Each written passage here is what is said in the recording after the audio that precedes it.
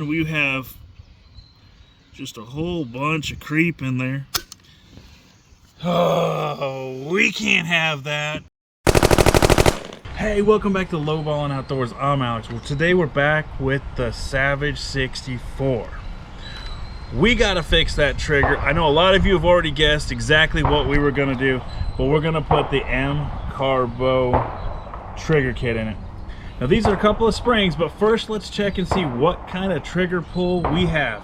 Okay, so this is a Wheeler trigger pull gauge, and we're gonna check this before the trigger is. But first let's make sure this thing's empty. Mags out. We're good to go.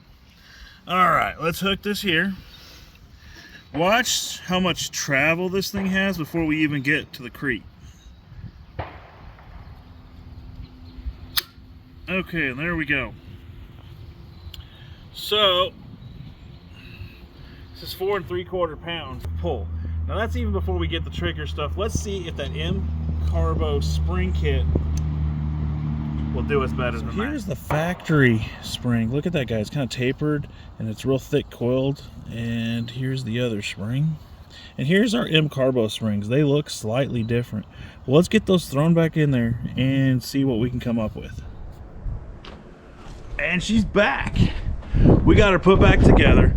Now anytime that you ever do anything like this, change springs, change any kind of whatever you want to do, make sure you do a function check. That means make sure your safety works and all that jazz, because you want to have this thing in tip-top working order by the time that you make it to the range.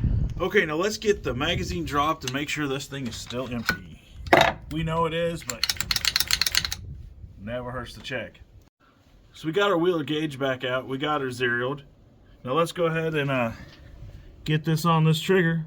Now we have definitely a bunch of take-up still, but that's okay for a hunting rifle. Let's see if it changed the actual pull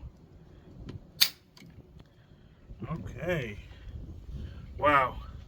That did change considerably. That's 3 pounds, 2 ounces. That changed a bunch. Now let's get some ammo in this, set up our target at 50 yards, and see if our groups improved or what it actually did. This should be fun. I mean, I absolutely love coming out here early in the mornings. No one's here. Getting things set up.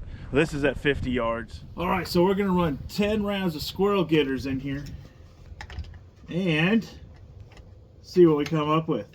Now, I don't really care where this exactly hits on the paper because we'll move our scope around, because I did have this thing banged around and all the guts out of it and all that jazz.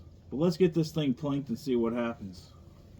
50 yards with the finest squirrel getters known to man.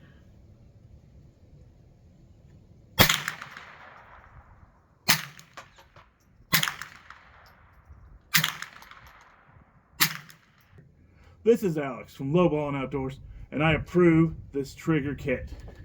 This thing's awesome.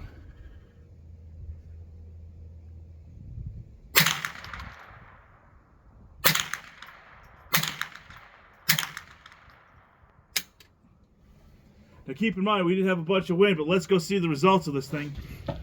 Guys, this looks good, or pretty good with the scope. I can't wait to see what she looks like for real when we get down here. Come on. All right, guys, check this out. We shot 2 groups. One was a little bit better ammo and one was that Winchester stuff. Here's Winchester.